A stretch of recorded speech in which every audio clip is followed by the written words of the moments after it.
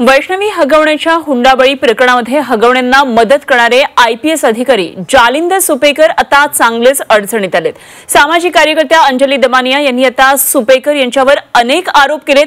शेतकरी नेते राजू शेट्टी यांच्या पाठोपाठ दमानिया यांनी केलेल्या आरोपांमुळे आता जालिंदर सुपेकर गोत्यात आलेत। पाहूया।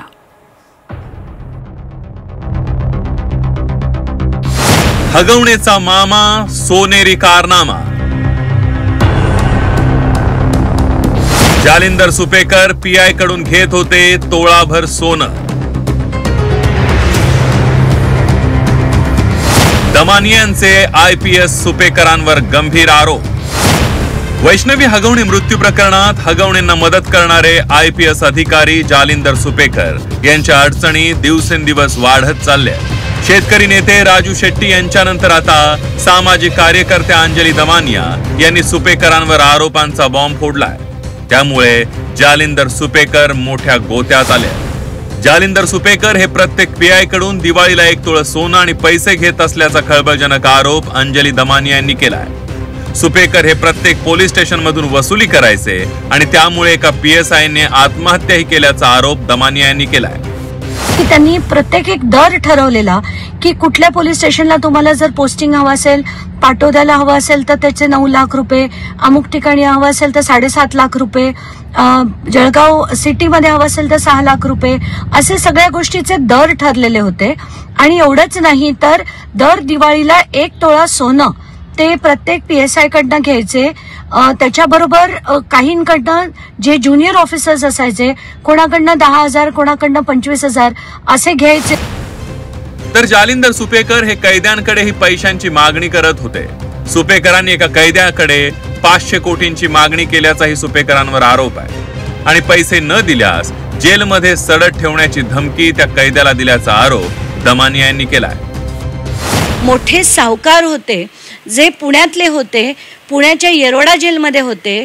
येरवडा जेलमध्ये असताना त्यांना मारहाण झाली म्हणून त्यांना अमरावतीला शिफ्ट केलं। तर जालिंदर सुपेकर हे अमरावती जेलमध्ये त्यांना भेटायला गेले आणि त्यांना जाऊन त्यांच्याशी असं आता हे सगळं कथाकथित आहे।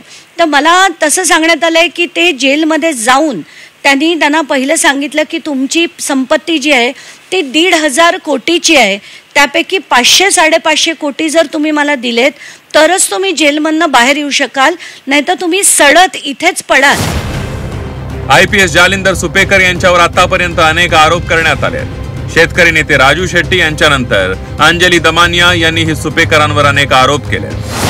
वैष्णवी हगवणे प्रकरणात सुपेकरांनी बनावट कागदपत्रांच्या आधारे शस्त्र परवाना दिल्याचं समोर आलं। वैष्णवी छळ प्रकरणात हगवणे कुटुंबाला सुपेकरांनी मदत केल्याचा आरोप करण्यात आलाय। कारागृहांमध्ये रेशन, कॅन्टीन साहित्य आणि उपकरणांच्या खरेदीत भ्रष्टाचार करण्यात आला।